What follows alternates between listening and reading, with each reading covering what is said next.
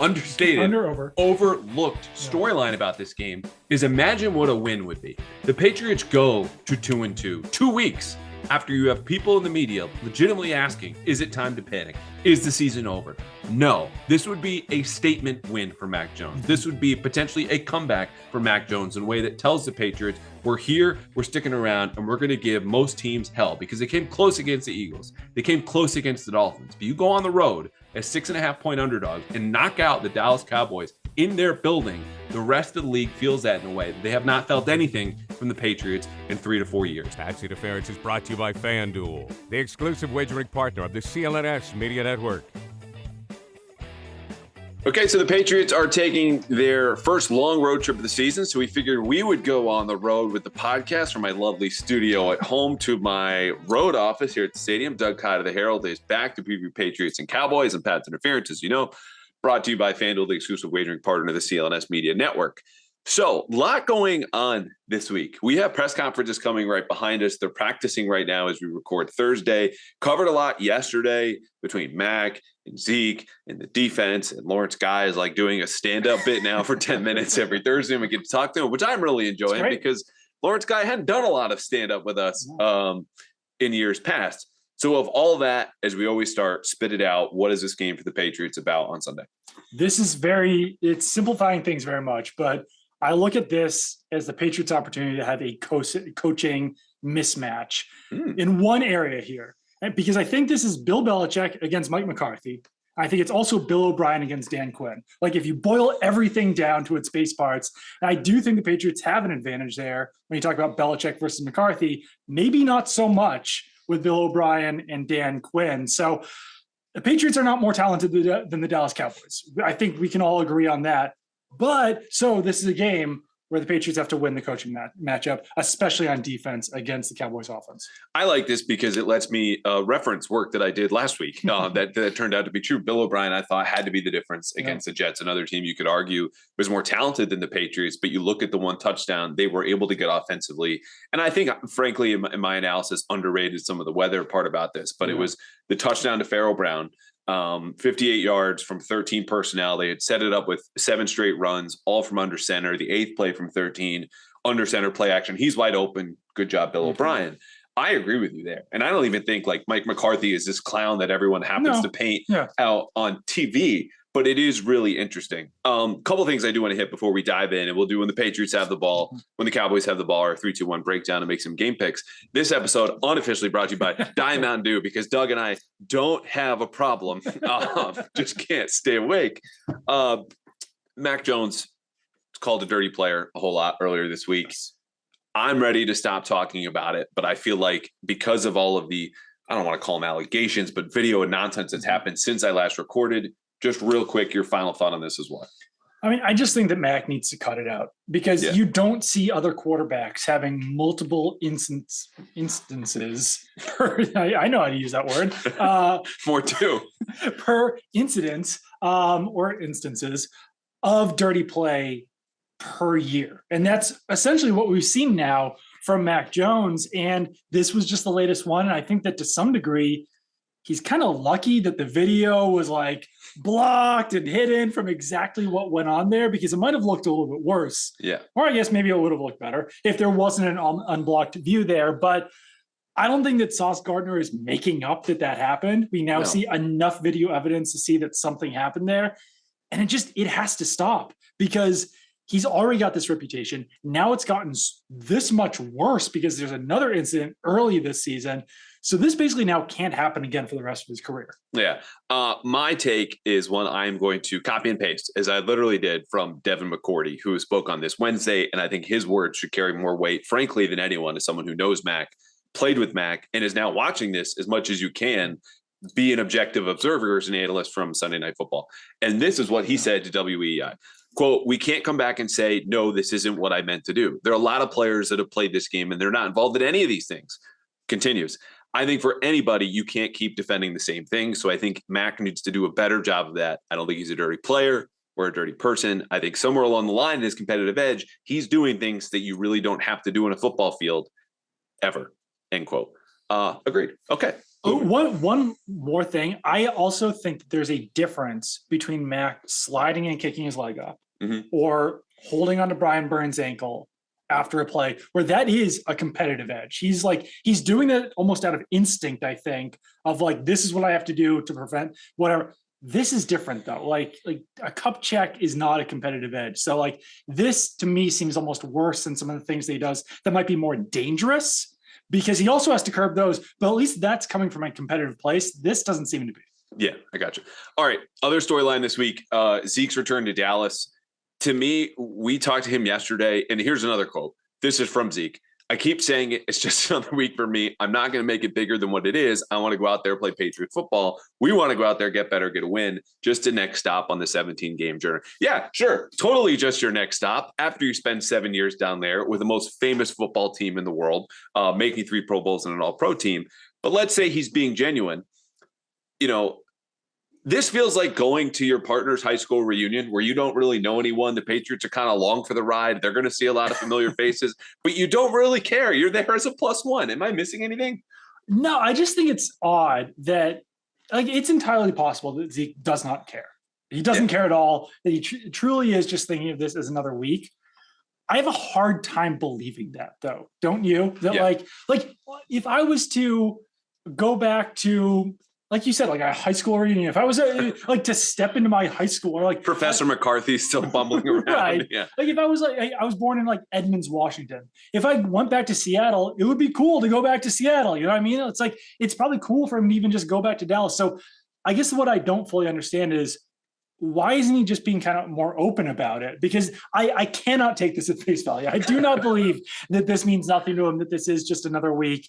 And I think it is just kind of more of the Patriots weirdness where they don't want to make him the centerpiece of it, but he's going to be anyway. Like we all know that this game is Zeke's return to Dallas. So I do just wish that there was maybe a little more transparency here, but people can handle things how they want. And if he doesn't want to be the center of attention here, then I guess it's fair for him. Yeah, I think he's had plenty of time at the center of attention. Guy who won a national championship in college, top 5 pick coming out of Ohio State, plays in Dallas, all those different things. Now comes to New England, and like we have a large media presence here, representing an entire freaking region. Dallas is probably bigger, if not the only beat in the league that has just as much media attention. He knows what he's doing at a podium. It just struck me as like, oh, this is okay. All right, then if he doesn't care, he shouldn't be on the quotes that he gave. Though he did speak with Dallas reporters this week and said he expects some emotion. So maybe there will be something more on Sunday. Last thing, I like asking this of guys at the end of press conferences when, you know, we'll get 1 or 2 more questions and there's silence. And I go, okay, let me jump in. And I did this with Hunter Henry yesterday. I said, what are we missing about Dallas's defense? And sometimes it gets in with a really good answer, like Jonathan Jones a couple weeks ago. What are we missing about the Dolphins? He's like, Tua is underrated, which was the first time they had said anything nice about Tua in 4 years. What have we missed this week besides Mac, Zeke, and all the stuff we're going to get into very quickly here with the actual game?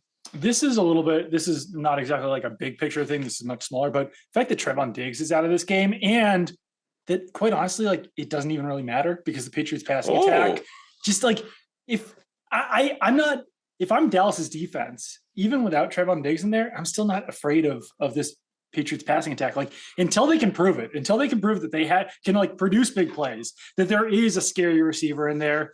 I don't know. I just kind of think that you can throw out whoever. Like I kind of think that the replacement level defensive back is going to do pretty well against this team right now. And until they prove that otherwise, that's how I look at this Patriots passing attack. I think that it would probably help the Cowboys if they had Trevon Diggs, but I also don't know if you need an elite cornerback out there to slow down this Patriots passing attack. So I just love that you call them replacement level corner, and the guy replacing Trevon Diggs, his last name is Bland. Like it's actually Deron Bland, who's 6 foot, coming from the nickel, going outside. No one's really heard of him, and seems to have a fairly standard kind of Bland game. I think that's dismissive of Trevon Diggs or the Patriots receivers, but I don't think they've done enough to say, okay, there's a mismatch against Mr. Bland necessarily. The difference to me is Diggs is the same guy that had a pick 6 that seemed to end their last game here 2 years ago, which when I reviewed the tape and some of my film notes seemed really relevant in a couple of ways, both offensively and defensively. In other ways, obviously 2 years is a long time. Things change. So the Cowboys, he did also let up like the 75 yard catch before though too. So there was some give and take there with Trevon Diggs. I've already said what I've said. So like whoever can say whatever they want about what I said. I think that it would matter much more if Trayvon Diggs was playing this game if the Patriots had Justin Jefferson or like that like top tier wide receiver that you're like, we need to shut this guy down. And the only one who can do it is Trayvon Diggs.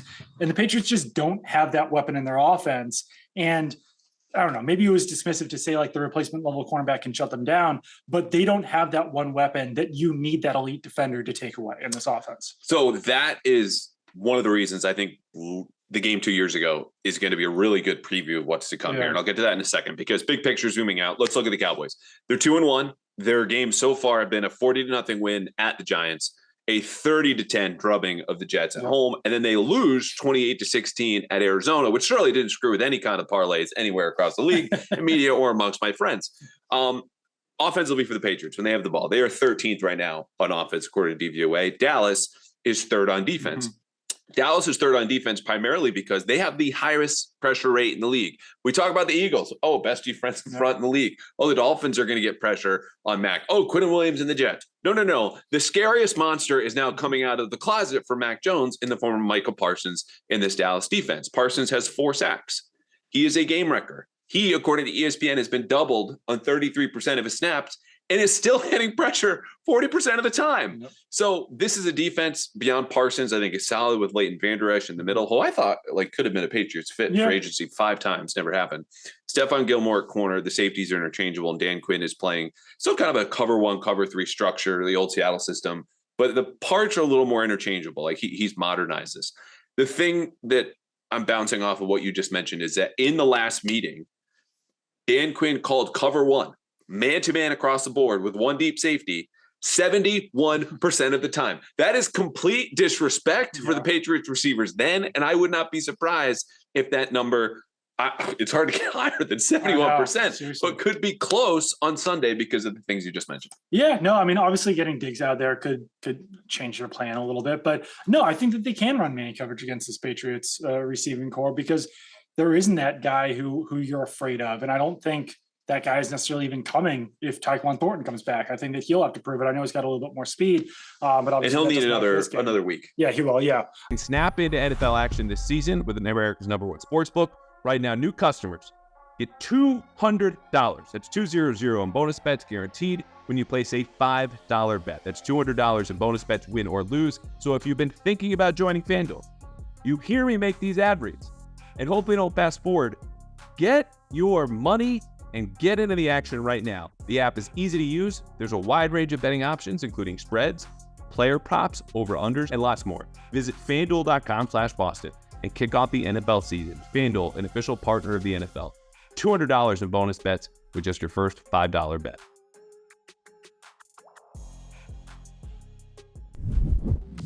Okay, so you guys have heard me talk a fair amount about betting on this podcast, giving you some advice, told you where to make those bets. So I got a quick question for you. What if there was an app that used AI and machine learning to suggest smart sports bets? Well, good news, and you might have guessed it, there is. And that app is called Odds Are. It's the mobile app you need to know what bets of the day are the smart ones. So just download the app right now. I'm serious. And sign up for an account. And just let the latest data analysis guide you through today's point spreads, money lines, and over-unders. If you see green, that's a smart bet. If you see yellow, you're on your own. And if you see red, just don't do it. Move on to the next. Because Odds Are doesn't take your bets. It makes you better at making them. With Odds Are on your mobile phone, you're always a tap away from making a smart play every day. It's smart betting made simple. So find the Odds Are app in the App Store or on Google Play and get a 2-week free trial. It's just $10 a month after that because the casinos and sportsbooks want you to bet, but Odds Are wants you to win. Go get it. Pat's Interference listeners actually get a special deal too. You get your first 30 days of the app free, totally free. If you go to Odds Are, that's ODDS, the letter R.com/Pats to download the app. That's oddsr.com/PATS for 30 days of smarter betting. Free! I'd call that a winning bet. So last year, they had Trayvon Diggs, and he had the interception. Like I said, he also allowed the 75-yard. Never boring with Trayvon Diggs, yeah. But that was also like Devontae Casey was involved in that too. It was looked like there was some miscommunication. I won't purely blame Trevon Diggs for that. But also Randy Gregory had 2 sacks in that game. He is not obviously on the Cowboys anymore, but they didn't have DeMarcus Lawrence in that game. And DeMarcus Lawrence is, I believe right now, PFF's 5th highest graded edge defender, 1 spot below Micah Parsons. So you've got a couple of those guys to worry about. But for the most part, there's a lot of pieces from that Cowboys team still on the Cowboys. There's a lot of pieces still on that Patriots team, still on the Patriots. So these are still pretty similar matchups from what we saw back in 2021. And you talked about the coaching at the outset. This is where I get into, okay, the Patriots have had, multiple offensive coordinators since that game. It was Josh McDaniels last year. Right. We all know what happened last year. Bill O'Brien, I think, is going to look at this defense and see what Josh McDaniels saw, because what Josh McDaniels saw was an opportunity to play bully ball. And in my notes, they ran with multiple tight ends on 85% of their snaps in those first 3 drives against Dallas and succeeded. And when you look at the Dallas defense this year, not only did you give up 222 yards on the ground to the Arizona freaking Cardinals, you're allowing 5.3 yards per carry on the season as a whole. So the way that they've used multiple tight ends, and Gesicki's in there, that's not really 12 personnel. It's like 11 and a half. But Pharaoh Brown has come through for them, not only as an inline tight end, not only receiving against Jets, but as a fullback. And again, we talked about percentages. 85 would be really high for 3 drives or longer. But I think this is going to be another bully ball opportunity in their eyes. Yeah, no, absolutely. And I'd say that the fullback snaps that Pharaoh Brown has taken so far, I don't know if he's got the longest future at fullback, but no, he's been an effective player. And I think that this could actually wind up being a pretty big Pharaoh Brown game. And I'll get into that in a second when we make our next point. But I think it's helpful, before we get into that they had that big play to Pharaoh Brown too, because now defenses at least have to be aware that that's going to be a possibility from this Patriots offense. That I know that everyone kind of knows who Pharaoh Brown is anyway, but just showing that last week has to put a little bit of fear in other teams' defenses when Pharaoh Brown is in there, just so that doesn't happen again. And that, like I said, that's at least even a possibility for this offense. What were the odds if I asked you a couple weeks ago? I said, Doug, what are the chances you're going to say this in 2 weeks that Pharaoh Brown is going to put a little fear into defenses? Listen, I'm a Pharaoh Brown supporter. He had 1 game back in 2021 that I still remember. So big Pharaoh Brown fan. Big Pharaoh Brown guy. PH. Yeah. All right, let's talk about Parsons, because aside from Zeke going back and Mac being a dirty player, most of the questions we've asked this week are about Micah Parsons, and for good reason, because and talk about low chances. If you ask me, is Belichick ever going to compare anyone to Lawrence Taylor? I would have said 0.0%. Right, He did that on Monday, and it was just athletically on WEI saying the athletic gifts remind you of a Taylor, which of course only ever means, well, sometimes Swift nowadays, but Lawrence Taylor.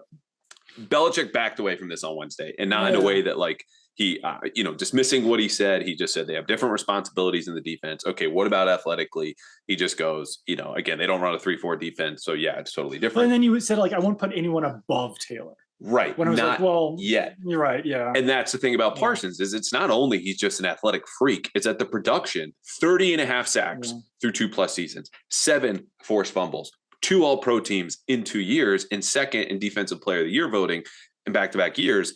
We talked about, or I have, the Patriots against these pass rushers. Go tempo, run at them, then run away from them, chip, slide, double, all these different things. The Cowboys make that harder because of the way they move Parsons around. Right. Sometimes he's over the center, he's on the edge, he's coming through B gap, stunting, looping around. They lead the league in the rate of which they use stunts. All of which is to say it's not as simple as double team Micah Parsons. No. So what the hell do you do? I think you try to keep in that extra tight end as much as you can, even if it means limiting yourself from a passing perspective.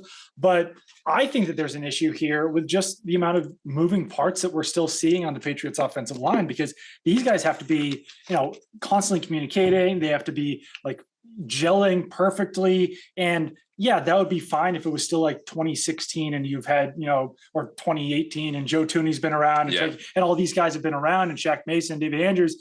But right now, we were just out of practice. Cole Strange looked very limited. And if he doesn't play, then that would mean either one of the 2 rookies, Antonio Mafi or Sidy Sow, playing that left guard spot. You're probably going to have Vidarian Lowe still at right tackle right now. He made his first career start last week. Antonio Mafi and Sidy Sow made their first career starts in week 1. I don't know. I think that that's just a real area of concern for the Patriots. At the same time, like, I feel like we've had this exact conversation for 10 years of how are they going to stop JJ Watt? How are they going to stop this guy? How are they going to stop that guy? And they always figure out a way to do it. I think that this is a little bit different though, because you do also have DeMarcus Lawrence on the other side that you have to worry about. And you can't completely take away Micah Parsons and then ignore Lawrence and be like, hey, Vidarian Lowe, go take care of DeMarcus Lawrence. It's a complete disaster. So I don't know. I do see some areas of concern here just based on the inexperience and the moving pieces and everything that's going on and continues to go on with that Patriots offensive line. Yeah, I think they look at this almost as in success is going to have a different definition, pass blocking, than it does most weeks. Yeah. Like he's probably going to get a sack. Right. That sack just cannot be a strip sack if you're Mac Jones. And that sack cannot happen immediately. In the larger picture of this too is, we talk about all the different ways to handle these guys. The one constant that I think can work, and it plays off of the point I made earlier about bulking up, playing through multiple tight ends, maybe multiple backs, depending on where Pharaoh Brown is, this all-star Pharaoh Brown, is just run the damn ball at them. Yeah. Like Micah Parsons wants to get into the backfield. Okay, let him, run some trap, run some wham, run away from him, bootleg back the opposite way. He'll get his, but whatever that is, just try to minimize it. Like the old, we can't stop him, we have to contain him. And the flip side, of course, defensively is just like, again, keep that sack to 4 yards, 2 TFLs versus just trying to say we'll stop him because, like you said, it's impossible. Absolutely. On the flip side of that is, the fourth most common question this week has been, how the hell are you going to get explosive plays? And Bill O'Brien has said they need to get the deep passing game going. Belichick has been the master conversation setter, table setter this week in his WEI interview. And he's completely right. I mean, this is one of the least explosive offenses in the league. We're only 3 games in. Mac has completed 2 or 3 passes longer than 20 yards downfield. Do you think this is a week where I mentioned before, the Cowboys play a lot of single high, that you could take some shots and get some explosive plays down the field? I mean, the simple answer is no, just because until I see it, I don't believe it's going to happen. And I think back to the conversation that we had after the joint practice against the Packers. I know that I've probably brought this up too much at this point, but we finally saw Mac hit on a deep pass to Devontae Parker. And we were thinking that we looked at that optimistically as hey, they can finally do this. They've shown that they can do this. Let's see if they can keep doing it moving forward. But I go back to before then when they were having trouble all summer hitting on chunk plays. And obviously the Patriots defense is good, but it was also just, overthrows by Mac, underthrows, lack of some miscommunication between Mac and his receivers. And I think that we've just kind of seen that continue now into the season as well. And I'm just not convinced that they've got the player to do it unless Devontae Parker can go up there and catch a contested ball on Deron Bland or whoever, because these deep shots to Kendrick Bourne just feel like a waste of a play. Yeah, they are. Juju Smith-Schuster clearly doesn't have the speed at this point to be making those plays. And I think that there's only been one deep shot to Juju Smith-Schuster. And then, they have I don't know if it was considered a deep ball, but the throw that was intercepted from Mac Jones to Devontae Parker, that was kind of a contested catch. When that's not even working, the one against Xavier Howard, it's just bad news overall. So it's also damning, I think, that one of the few explosive plays that they've had, I think it wasn't a throw over 20 yards, but it was still one of their explosive plays, was to Pharaoh Brown. It was this it was them going. Wait, now we're all over the map on Pharaoh Brown. I mean, I'm so they're in 13 personnel. Yeah. It's play action. They had essentially just fooled the Jets in a thing they were going to run the ball out of that formation the entire time. Sauce Gardner and Jordan Whitehead bite on the play action. Pharaoh Brown gets behind them. Pharaoh Brown's not getting behind defenses on a weekly basis here. I think he ran a 4.8 or something like that. So I'm not convinced, unless they come up with another very creative way to scheme this up, that they will be able to consistently hit on deep throws this season. And Mac's completing 20% of deep throws, if that, this year. He's only got 50 yards on deep throws, despite the fact that he's got the most deep attempts out of the entire NFL so far this season. They're trying these plays, but they are consistently not hitting on them. And I think the big reason for that, obviously, is personnel. Yeah. And you laid it out. Juju Smith-Schuster is not the same player we even saw 8 months ago. Right. Devontae Parker missed the opener and then only has 8 catches for 76 yards, comebacks, deep outs, missed down the field. And Kendrick Bourne, added 15 pounds this summer. Right. Like that's not going to help you get faster down the field. And that's never been his game. It's been yards after the catch. And that's where I think DeMario Douglas is 5'8". Right. Yes. DeMario Douglas is 5'8", running slot fades and getting hit in the face mask, and everyone sees it except for the one person who needed to. But moving on from that, I think it gets back to they do need to scheme some explosive plays because the players just aren't here. And that falls again on Bill O'Brien, not just against Dan Quinn, but Bill O'Brien the rest of the freaking year. And I think it starts with more play action. They were at 20% against the Jets. That number can and I think should go up. It'll depend on the game script. But I think getting those yards after the catch, it'll have to be DeMario Douglas, a little bit more Kendrick Bourne. Like we need to look at this as an explosive play issue, not a downfield passing, because downfield passing probably is not going to be great. I think it'll get better when you're not playing from behind and against two high Fangio style defenses. But that's the key, is to lean on, to utilize players in the way that they're best positioned. And that's going to be yards after catch. And that means Bill O'Brien getting him in those kind of positions. Hey guys, football season being underway means our busiest season is underway. School is back in session. You're going back to work. Some of us are going down to Gillette Stadium to hear Bill Belichick say nothing to your face. But either way, if you were looking for convenient, wholesome foods during your jam-packed day, look no further than Factor, America's #1 ready-to-eat meal kit, which can help you fuel up fast with chef-prepared, dietitian-approved, ready-to-eat meals, and they're delivered straight to your door. They're delivered straight to my door. My wife and I have them now just about once or twice a week because it saves time. We eat well and stay on track with our healthy lifestyles. And right now, you can choose from 34 weekly, flavor-packed, fresh, never frozen meals, all ready to eat in 2 minutes. These are calorie-conscious, nutrient-rich. You can try any of them. Again, dietitian-approved. If you need an extra boost, try the Protein Plus meals with 30 grams of protein. Those are my favorite. So head to factormeals.com/Callahan50 and use code Callahan50, my last name, to get 50% off, 50. It's CALLAHAN50 for 50% off. That's code Callahan50 at factormeals.com/Callahan50 to get 50% off. One other thing about Dallas is they've only allowed 11 explosive plays, according to Arjun Menon, who used to work analytics for the Jets. And that's fewer than the Patriots. So, like, this is a defense that so far has not given up those big plays. And if they do, they're on the ground. Last thing from the Jets game will go when the Cowboys have the ball and the Patriots are on defense. I've written a ton about Mac being under pressure, being much better under pressure. It's a small sample thing. It's a noisy stat. But that was an improvement, as was running the ball. How much do those two matter? Because in my mind, they could be the two biggest factors in this game as far as when the Patriots have the ball. Yeah, I mean, Mac just needs to continue to play very well under pressure, which he's done so far. And the Cowboys have the NFL's worst success rate against the run so far this season. I think it's at 50%, which is very high success rate for an offense against a defense. The Patriots, I think, are at like 33%. Patriots offense is also around 33%. So that kind of gives you a sense of what that 50% metric means.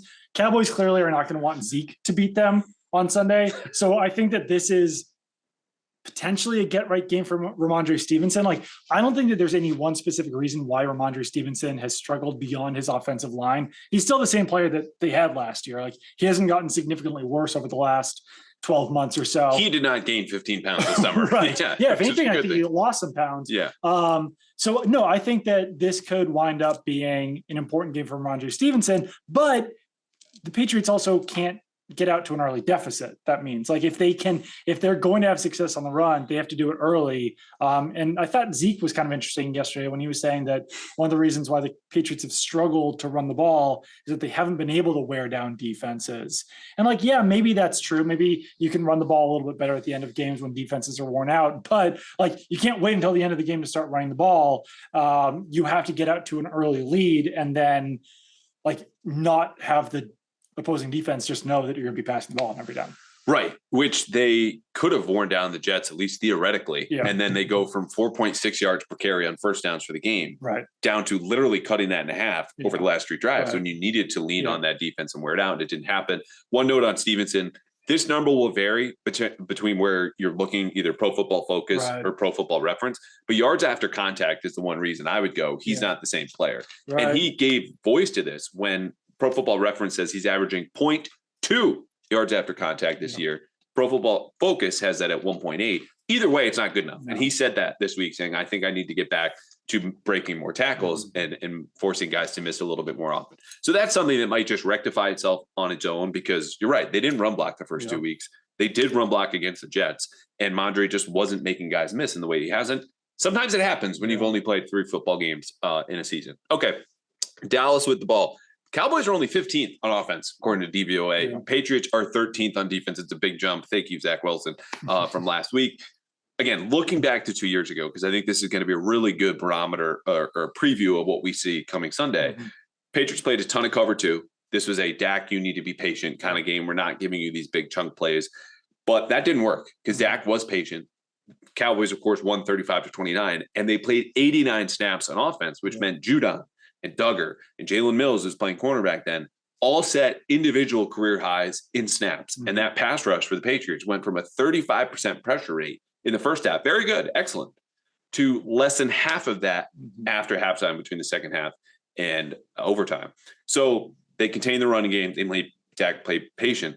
I don't think you can afford to have the same game plan here against Dallas on Sunday. No, I also think that, Kellen Moore's gone. He was the offensive coordinator at the time.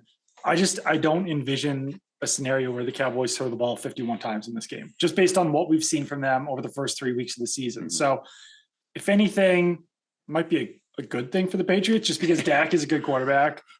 They have 3 really good wide receivers in CeeDee Lamb, Brandon Cooks, and Michael Gallup. So I think that that's one of the main things that's essentially just not going to apply in this game. I think that we will see a lot more of them running the football. I think that Tony Pollard's going to be heavily involved.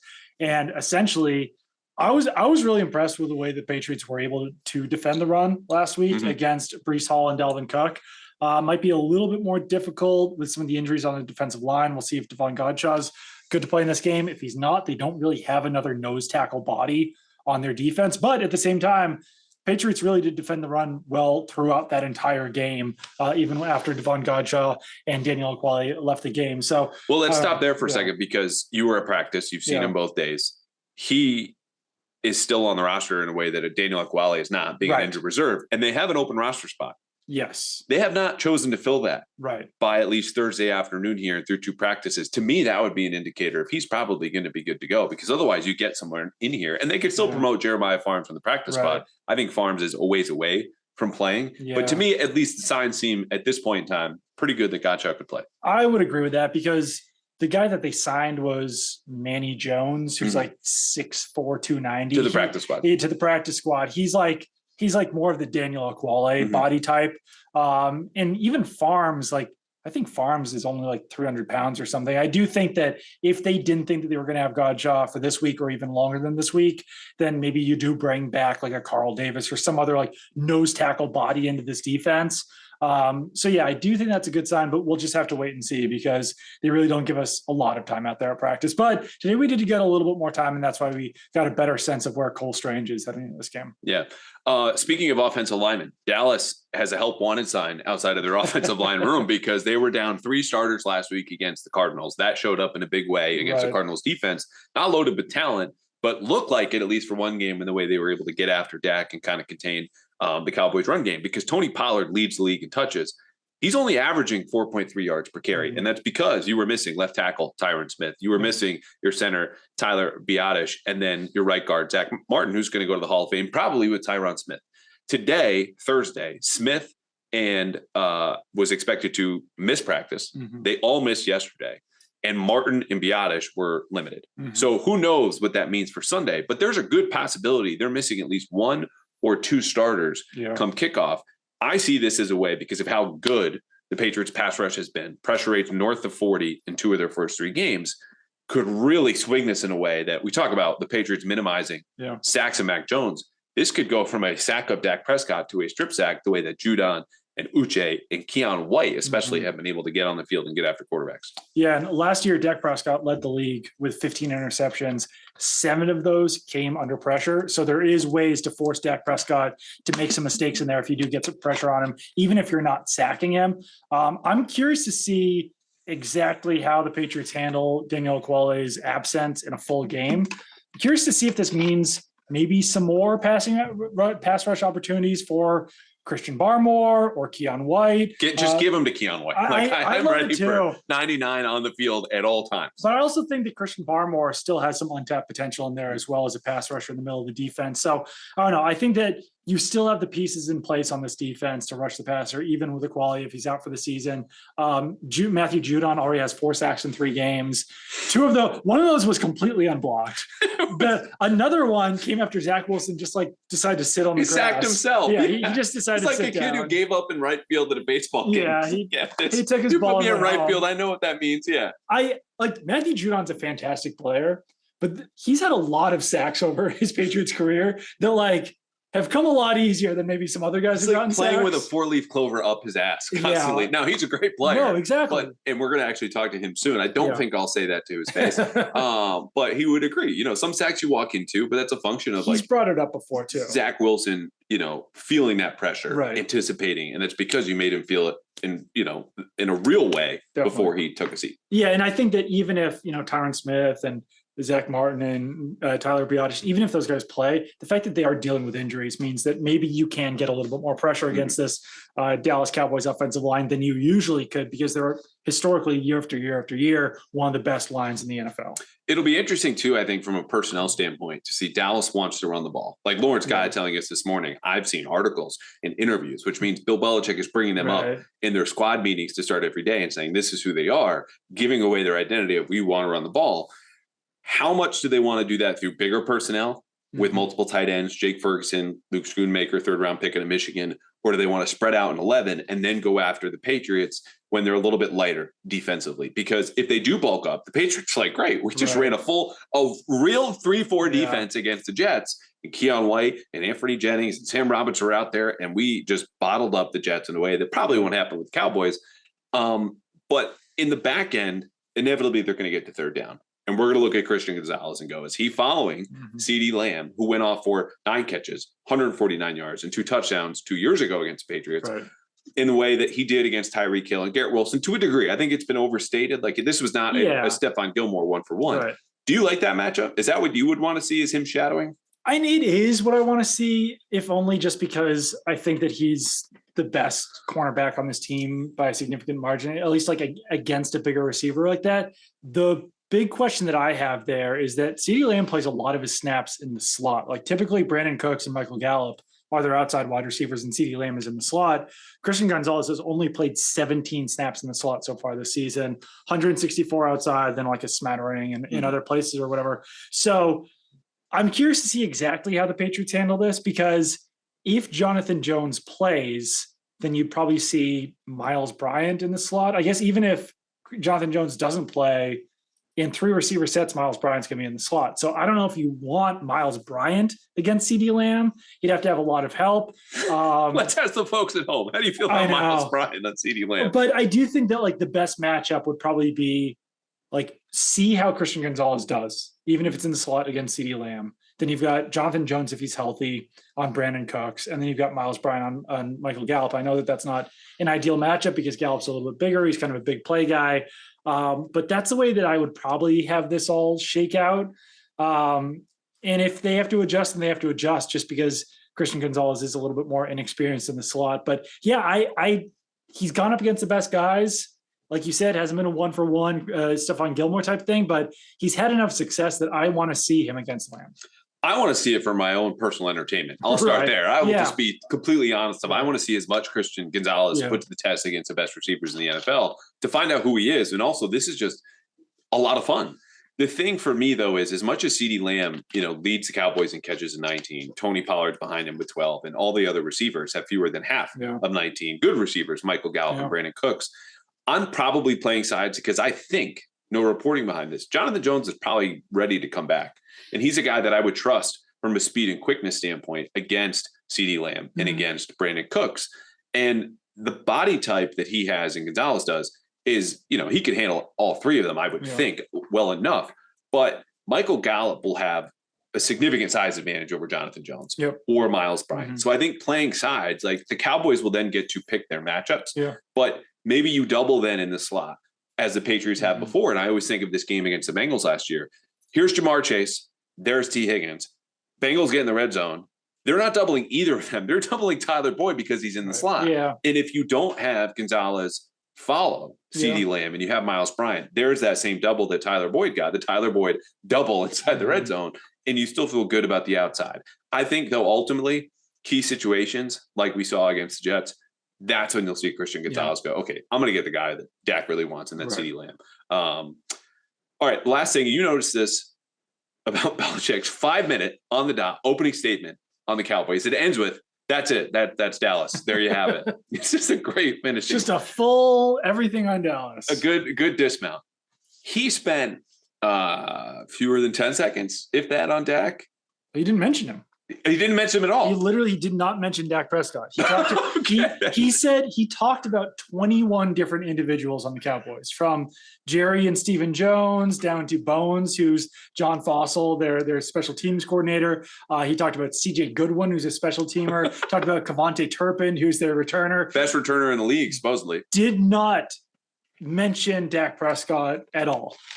I can only think this is an oversight, even though it seems a little strange to be like, all right, let's go top to bottom and forget the quarterback. But he also referred to Tua as the quarterback before the Patriots took on the Dolphins in week 2. So I don't know if this is some sort of like, all right, I'm not even going to like talk about the quarterback. But he did mention Zach Wilson. He said he's very athletic heading into week 3. And that was it. Week 1. He really hyped up Jalen Hurts in week 1. Maybe we made too big of a deal about that, and now maybe the Patriots quarterbacks got sensitive about it. I just want to pump the brakes, because I'm sure there are folks listening or watching to this being like, classic Boston media, but it's stirring weird, negativity, right? overanalyzing. We're laughing. We're enjoying this. It's humorous that Belichick would go for 5 minutes about the most famous football team in the entire world, and not mention the most famous player on that team playing quarterback for the Dallas Cowboys. Yeah. I know Belichick has a lot of respect for Dak Prescott, and he might even say it tomorrow in his morning press conference. And I brought up 4 years ago when they played them at home in 2019, Dak is Dak, Zeke is Zeke. Hey, they're really good. I don't need to go on about this. He just happened to go on about everything else. Yes. It is interesting though. He knows what Dak can do. He did it here, 35 points, almost doubled up the Patriots 2 years ago in yards and first downs. And he's a really, really smart processor. It was funny. He just didn't mention him once. And I thought he at least gave him a couple seconds, and you're saying none. No, he did not mention the quarterback. He did not mention Dak Prescott at all. It'd be funny if he had mentioned Trey Lance or something. Yeah. Cooper Rush, one of the best backups in the NFL. Yeah. Trey Lance, got to worry about him as the third QB. No, but he didn't do that. But Dak is Dak. Yeah, Dak is Dak. Anything we missed before we go to 3, 2, 1? No, I don't think so. Oh, good job by us. Yeah.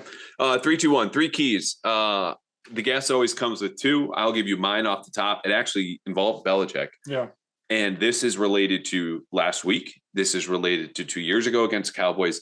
Belichick needs to be more aggressive managing this game. It starts with the fact you're 6.5-point underdogs on the road. It extends to the fact that you just tried to let the air out of the ball against the Jets when you had a 10-point lead. I get it was raining, yada, yada. But the inability to stretch that lead almost cost you a victory. Okay, you were a couple inches away from Randall Cobb catching your third loss in an 0-3 start. It didn't happen. Not going to linger on that. But 2 years ago against the Cowboys, Belichick kneels the clock out with 1:30 going into halftime. Boos rain down from Gillette Stadium. In overtime, so that 1:30 going into halftime, kneels out the clock. In overtime, 4th and 3, opts to punt the ball away. Okay, Dak goes down as he did the previous 5 drives and scores and knocks you out and wins the game. He needs to be more aggressive here.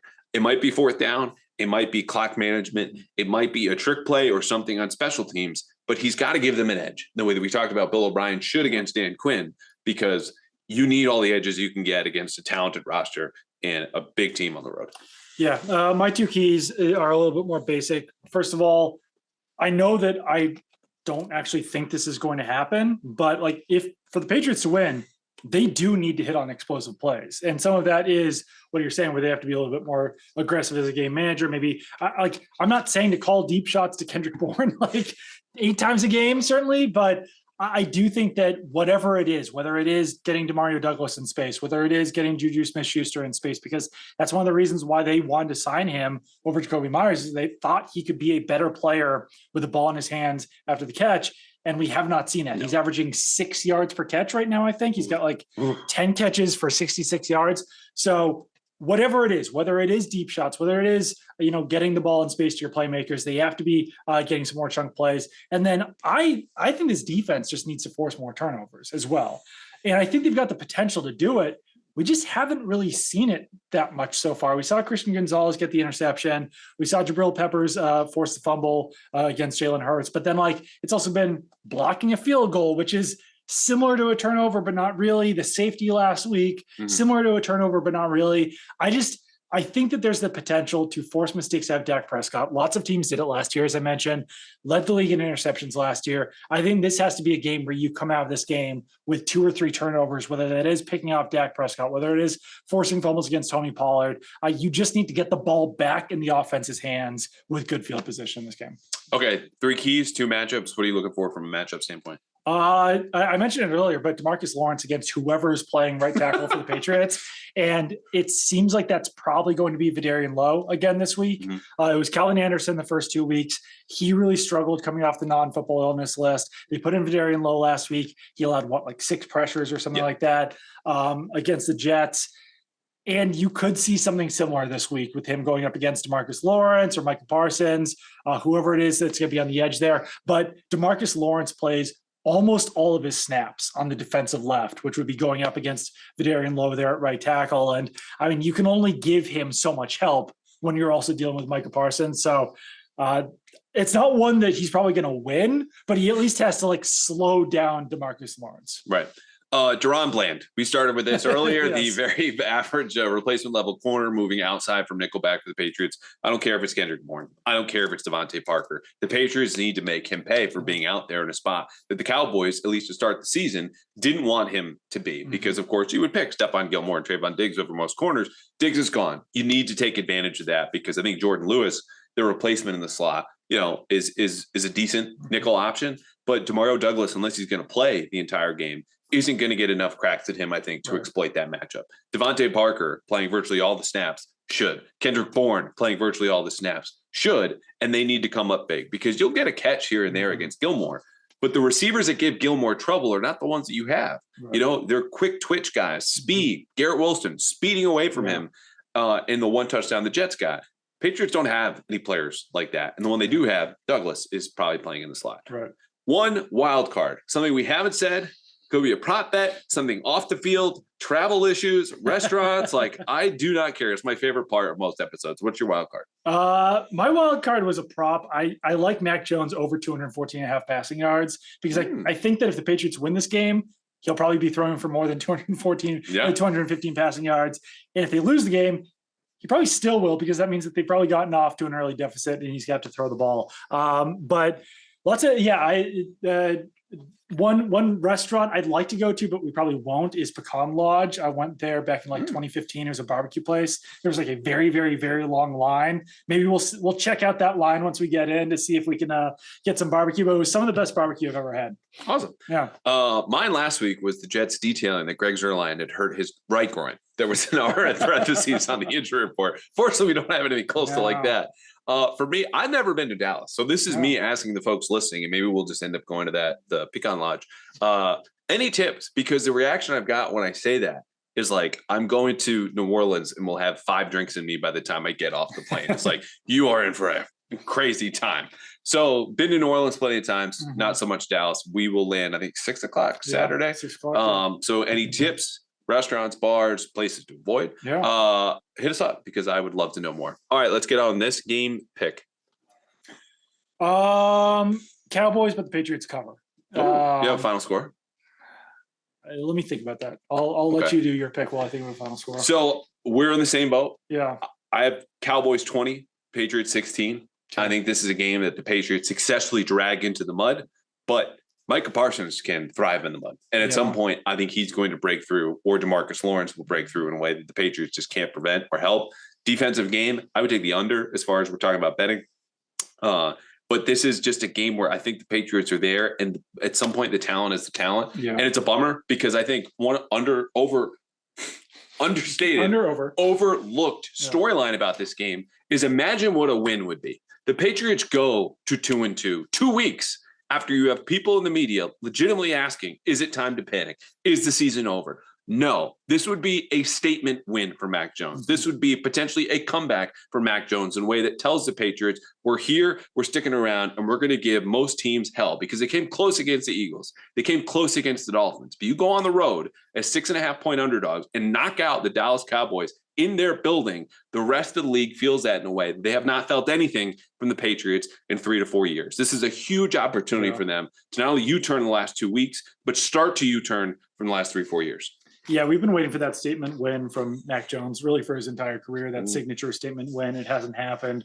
Very few wins where they've been the underdogs. I'm going to go 23-17 Cowboys. Lots of field goals in this game. Patriots defense pretty good at bending but not breaking. So I think we'll see quite a bit of that against a pretty high-powered Cowboys offense. All right, there you have it. Put our gambling advice to good use at Fanduel, the official sponsor of this podcast, the exclusive wagering partner of the CLNS Media Network, or do the opposite, which tends to work out. Again, Cowboys Cardinals last week, real bummer. So he is Doug Kyed. I'm Andrew Callahan for the Boston Herald. You will find all of our work at thebostonherald.com or in print. If you are still picking up a paper, we appreciate it. Also, I wonder what the Venn diagram is of Pat's interference listeners and watchers on YouTube versus people who actually pick up a newspaper. Like these are two separate circles, I'd imagine. Yeah, podcast and newspaper. I think Bill Simmons is the only one. Yeah. Well, thank you, Bill. And we will see you guys next week. The CLNS Media Network is powered by FanDuel. Sign up at FanDuel.com/Boston and get in on the action with $200 in bonus bets guaranteed when you place a $5 bet. That's $200 in bonus bets, win or lose.